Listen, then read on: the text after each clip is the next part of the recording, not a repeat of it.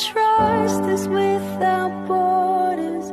Let me walk upon the waters wherever you would call me. Take me deeper than my feet could ever wander, and my faith would be made stronger in the presence of my Savior.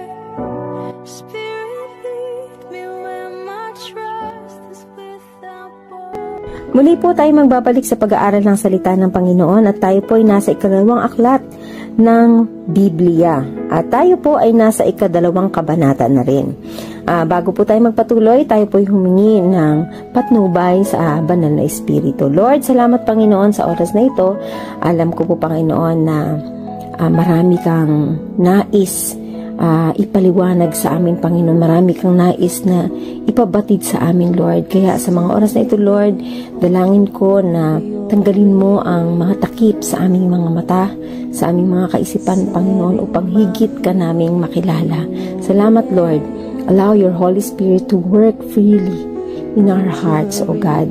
Open our ears, our spiritual mind, and prepare our heart, O Lord, to know you more. In the name of Jesus we pray. Amen. Verse 1, nilikha nga ng Diyos ang langit at ang lupa at ang lahat ng bagay na naroon. Verse 2, tinapos niyang likhain ang lahat ng ito sa loob ng 6 na araw at siya'y nagpahinga sa ikapitong araw. Pinagpalaan niya ang ikapitong araw at itinuring itong banal sapagkat sa araw na ito siya nagpahinga matapos likhain ang araw. Ang ikapitong araw po ay araw ng pamamahinga. Hindi nagpahinga ang Panginoon dahil pagod siya, hindi siya namahinga dahil kailangan niya, kundi itong ikapitong araw po ay ginawa niyang time of rests para maging guide ng sangkatauhan kung saan dapat po makita natin siyang pagpapala na kung saan hindi tayo katulad ng Diyos na limitado yung hindi tayo katulad ng Diyos na hindi limitado yung kakayanan, yung karunungan. Tayo pong tao ay may hangganan yung lakas natin, may hangganan yung ating karunungan. Kaya naman talagang makikita natin dito yung kahabagan ng Panginoon kung saan binigyan niya tayo ng araw ng pamamahinga nang sa ganun ay makarigain ulit tayo ng panibagong lakas. Masasabi po ba natin na yung araw ng pahinga nito ay tumutukoy lang sa hindi pagtatrabaho? No. Actually po, yung pamamahinga din na tinutukoy dito ay hindi lamang sa hindi pagtatrabaho, kundi yung pamamahinga bilang isang banal na araw para tayo po ay magkatipon at magpuri sa Diyos bilang pasasalamat natin sa kanyang kabutihan sa atin. Marami pong mga scholar and even mga pastor na nag-explain na ang araw daw po na tinutukoy dito is yung one day of the Lord is a 1,000 day for a man, or human. Pero marami ding nagsasabi na hindi ganon, kundi kagaya po ng praise na sinabi niya dito na so the evening and the morning were the day, no? So sabi yung kumbaga po makikita natin dito na sumapit ang gabi at sumapit ang umaga. So, parang nakikita natin dito na nagsisimbolize siya sa 24 hours a day. So, though man yung mga pananaw, dito po ay hindi naman masyadong nabigyan ng malinaw na pagpapaliwanag. Subalit ito lang po ang alam ko na ang Panginoon hindi natin siya maibabox doon sa panahon. Kasi ang Diyos ay makapangyarihan at kahit sa isang iglap, sa isang pitik, kaya niyang likhain ang lahat ng bagay. Imagine, out of nothing, He created the world. So, kumbaga dito po makikita natin na hindi siya bound ng time, hindi siya bound ng materials, Kasi si Lord ay makapangyarihan sa lahat. Nagiging debate din po yung salitang Sabbath dito kasi marami ang nagsasabi na dapat Sabado tayo nag-worship. Dapat Sabado tayo nagtitipon-tipon. Dapat Sabado tayo nagpapahinga kasi yan yung original na day na tinutukoy sa Biblia. Meron naman pong punto yon, pero dahil po sa ginawa ng ating Panginoon, hindi na tayo tali ng law ng nakaraan. Subalit, hindi din naman ibig sabihin na hindi na natin gagawin yung bagay na yon. Sapagkat ngayon, kung bakit tayo nag-worship ng Sunday, kasi ang kinikilala natin ngayon at ang ating dinadakila ay yung pagkabuhay ng Panginoong Jesus.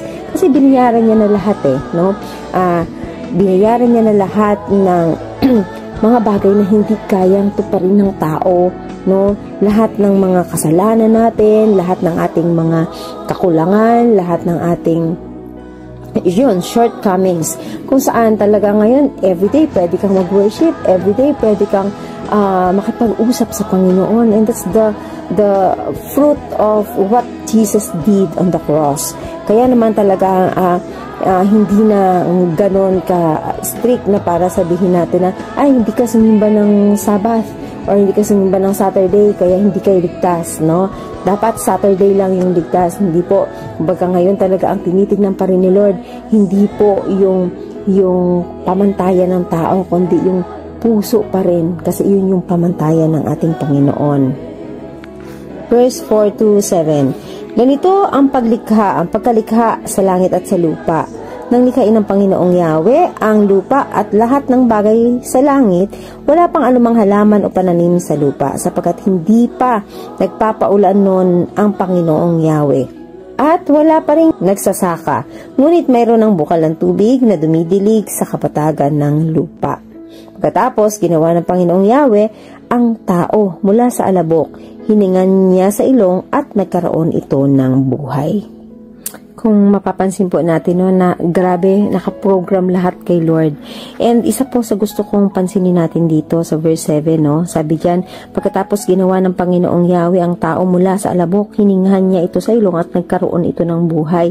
So bakit sa dami-dami ng bagay, na pwede niyang gamitin to form the human or the man? Bakit yung das? Bakit yung alikabok? Alam niyo po ba, yung alikabok kasi, yung figurative and symbolic sense niya, ay yung lowliness and humility. Kumbaga, napakaliit lang ng halaga niya. Kumbaga, actually, halos wala nga, Kasi madumi, inaapakan. So, kung makikita natin dito, but yung bagay na yon na tinitignan or pwedeng tignan ng tao madumi, binigyan ng Diyos ng special na identity. And then, kumbaga, makikita po natin na hiningahan niya ito, Hiningahan niya ito at ito ay nagkaroon ng buhay, Hindi kagaya ng animals na kumbaga yung pagkakalika sa kanila, pagkatapos na nagkaroon na sila ng buhay, 'di ba? Pero ang tao ay hindi po ganoon yung pagkakalika ng Diyos sa tao. Kaya kung tinitingnan mo yung sarili mo as madumi, as walang halaga, as walang pakinabang, lumapit lang tayo kay Lord kasi nagkakaroon tayo ng halaga sa Panginoon. May pag-asa tayo, mayroon tayong espesyal na posisyon sa Kanya at tayo ay Kanyang minamahal. Kaya mga kapatid, though tayo ay makasalanan, though tayo ay laging nagkukulang sa Panginoon, ang Panginoon po ay handang magmahal, at magpatawad. Kaya yung dust, or yung alikabok ay hindi siya masama, hindi siya evil, at hindi rin naman siya walang halaga, pero malapit na siya doon. Kumbaga, so makikita po natin dito na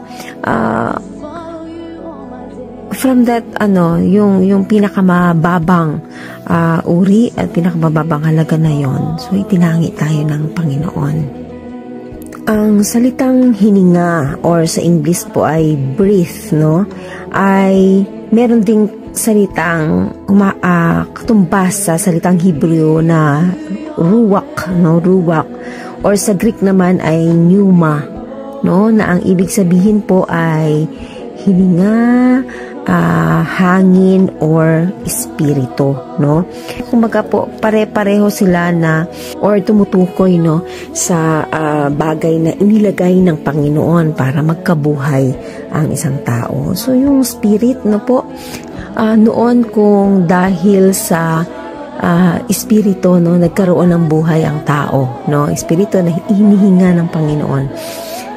Ngayon kung ikaw ay hindi pa nakakatanggap sa Panginoon, you are considered dead, no? Spiritually dead. Pero kapag tinanggap mo ang Panginoon, nilalagyan ka ng Diyos, no? Siniselyuhan ka niya ng Holy Spirit, kaya naman nagiging buhay, no? Nagkakaroon tayo ng panibagong buhay. So, ganun katindi yung significance po ng breath at saka ng spirit, no? Kaya talagang makikita po talaga natin na yung buhay po ay nanggagaling talaga sa Panginoon.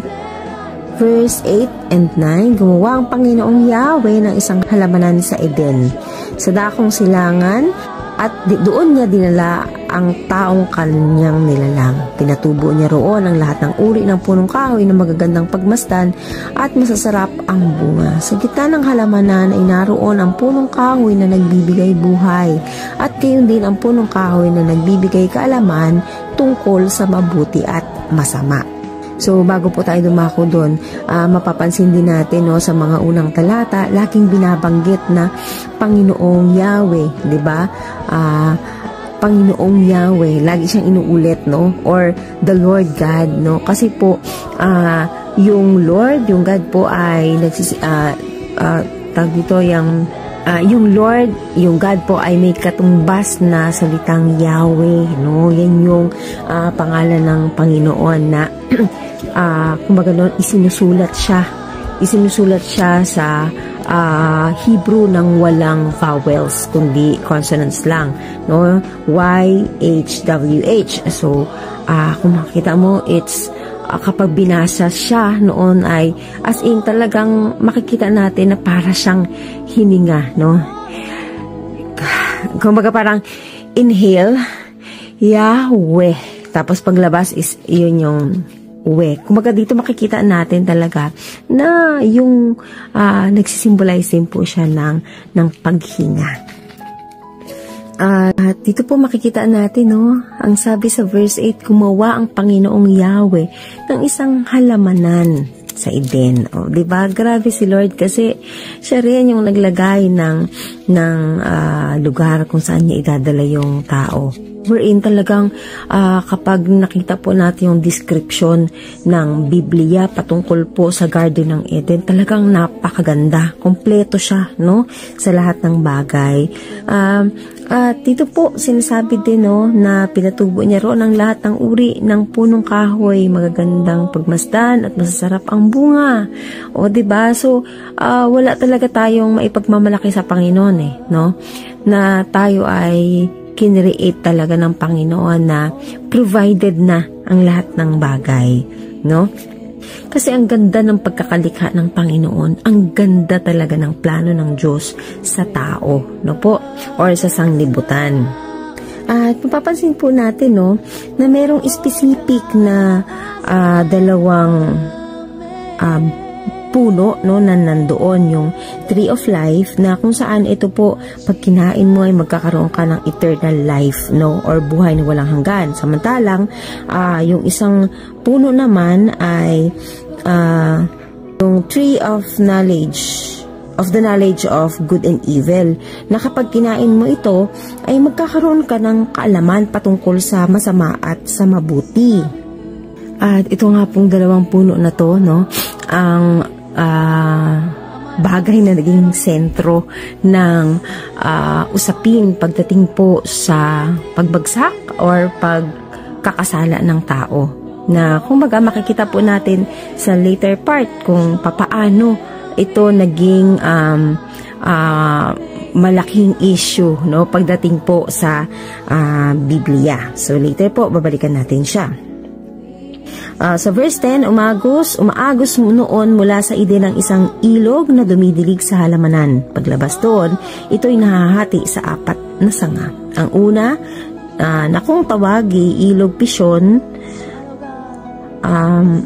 ay umaagos sa lupain ng Havila. Dantay ang ginto roon at marami ring bidelyo at batong onis. Ang ikalawang sanga ng ilog ay tinatawag namang Gihon, ay umaagos sa lupain ng Ethiopia. Ilog Tigris naman ang tawag sa ikatlong sanga at umaagos naman ito sa silangan ng Assyria. Ang ikaapat na sanga ng ilog ay ang Euphrates. Verse 15 to 17, inilagay ng Panginoong Yahweh ang tao sa halamanan ng Eden upang ito'y pagyamanin at pangalagaan. Sinabi niya sa tao, makakakain mo ang alinmang bungang kahoy sa halamanan, maliban sa bunga ng punong kahoy na nagbibigay ng kaalaman tungkol sa mabuti at masama. Huwag na huwag mong kakanin ang bungang iyon sapagkat sa araw na kainin mo iyon ay mamamatay ka.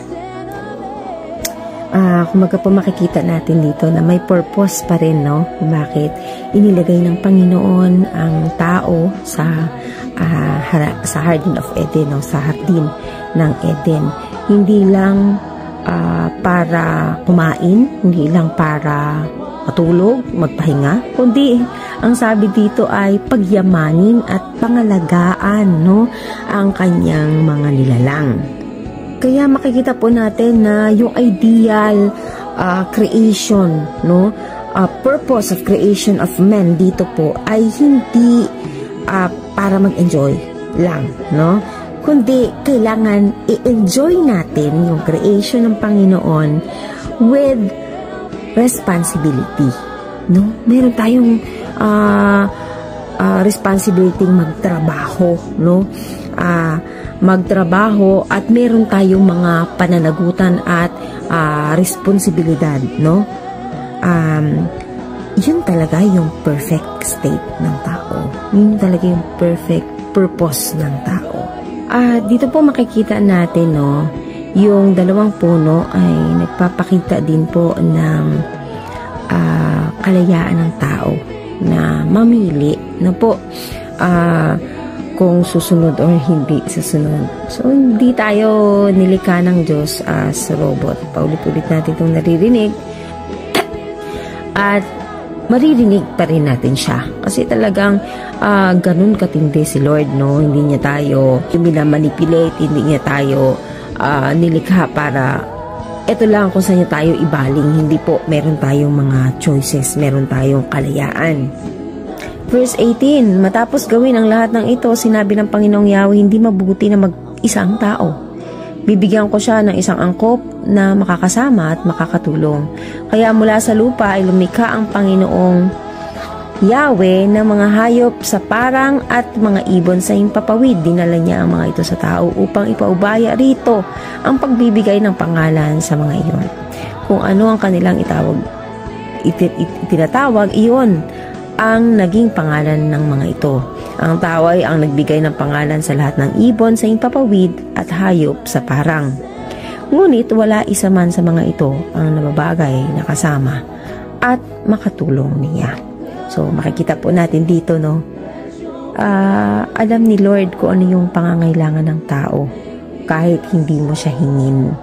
Actually, hindi naman iniisip ng tao na, ay, dapat may mga hayop dito, dapat may pets, no?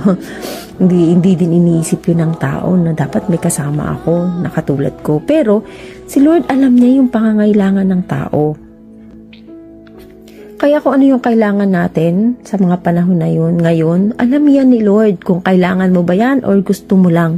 At kung hindi niya binibigay, baka kasi gusto mo lang. Kasi kung kailangan mo yan, for sure, ibibigay yan ni Lord.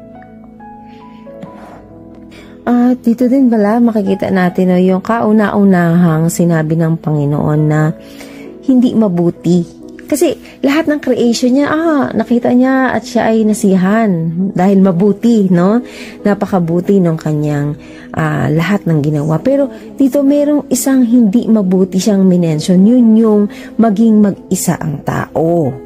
Kaya sa verse 18, sabi niya dito, hindi mabuti na mag-isa ang tao. No? First time po ito na na-mention ng Panginoon. Kaya sabi ko nga po, bago mo maisip na kailangan mo yung isang bagay, alam na ni Lord eh.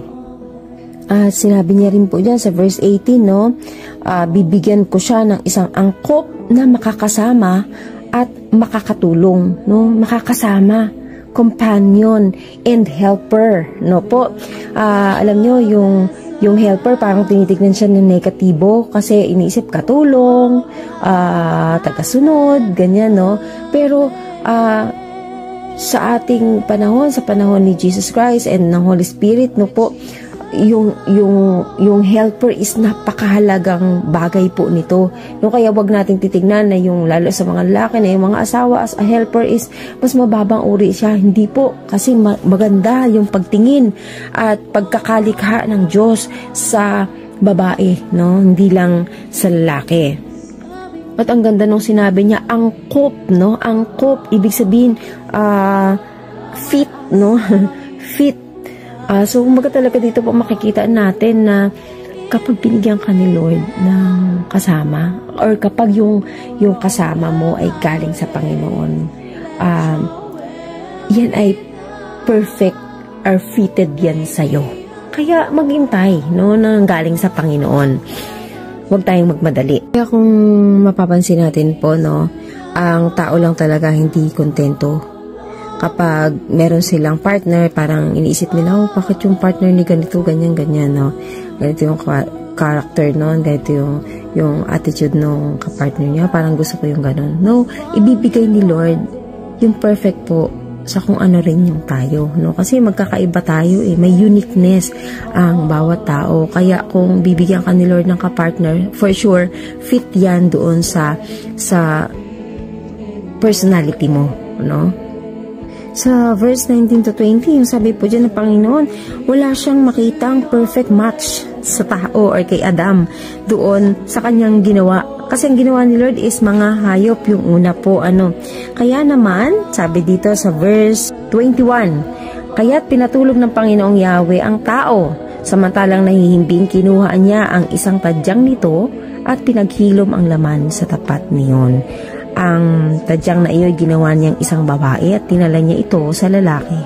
Sinabi ng lalaki, sa wakas, narito ang isang tulad ko, laman ng aking laman, buto ng aking buto. Babae ang itatawag ko sa kanya sapagkat sa lalaki siya kinuha. Ito ang dahilan kaya iniiwan ng lalaki ang kanyang ama't ina. Nagsasama sila ng kanyang asawa at sila'y nagiging isa. Kapwa habad noon ang lalaki at babae, ngunit hindi sila nahihiya. Papansin natin, no, pagdating pala sa babae, si Adam na rin yung nagpangalan.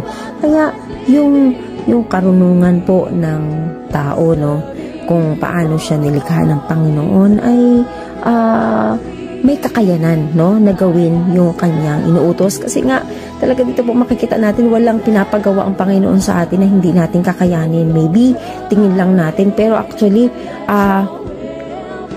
parang built-in na yun eh, no, parang gift na yon ng Panginoon.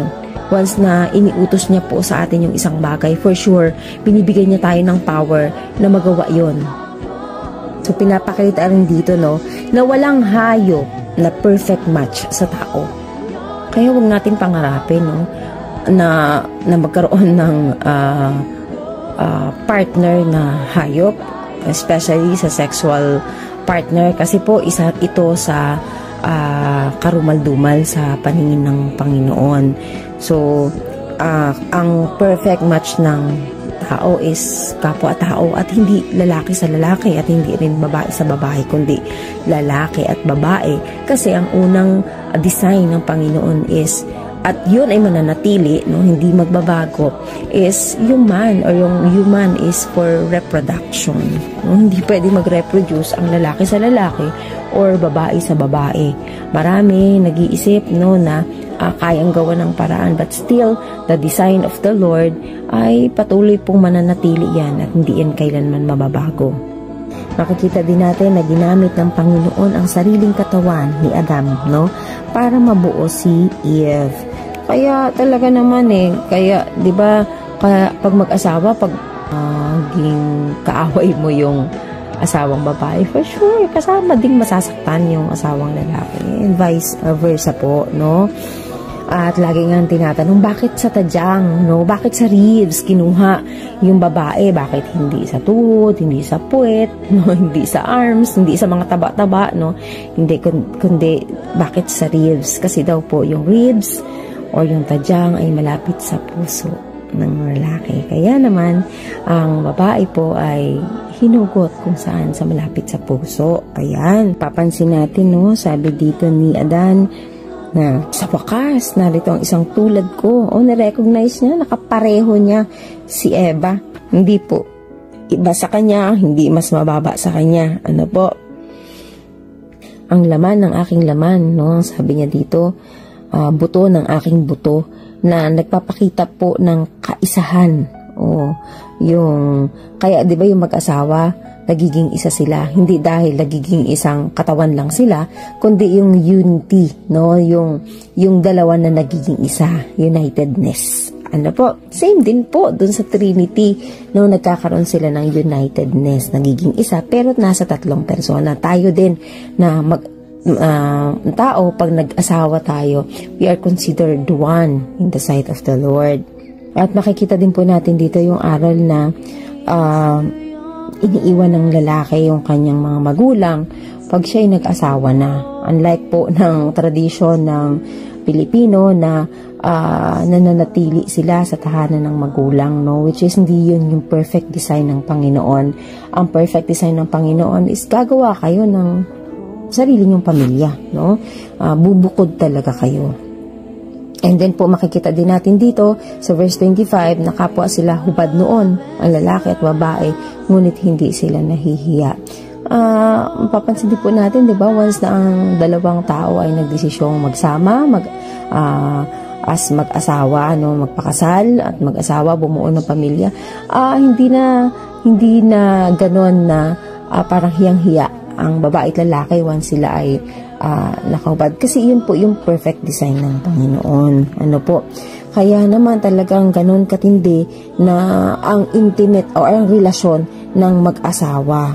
At hindi lang po tumutukoy ito pagdating po sa yung naked, no? Yung nakedness po, or hindi lang siya tumutukoy sa walang saplot, kundi ito rin po yung tumutukoy sa wala silang kasalanan. Wala pa silang kasalanan. So, nakakaharap sila sa Panginoon ng pure, with a pure heart. Kaya, kumbaga dito po makikita natin na nag-start lang silang magtago, no, sa mga susunod na kabanatang ating pag-uusapan. But for now, nakita po natin, no, yung purity, yung kalinisan po ng tao, no, sa kanilang mag-asawa at maging sa Panginoon.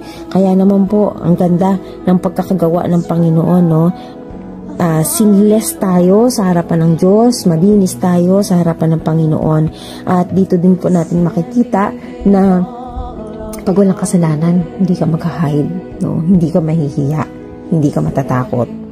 Kaya ang ganda po ng pagkakalikha ng Diyos sa tao, no? At isa po ito sa mga bagay na dapat po natin na pasalamatan sa Panginoon, kasi we are created equal sa human being at we are special sa Panginoon, more than anything, more than animals, more than all His creation. So, purihin ang Panginoon at sana po ay may natutunan tayo. Pagpalain ng ating Panginoong Diyos ang bawat isa. God bless everyone!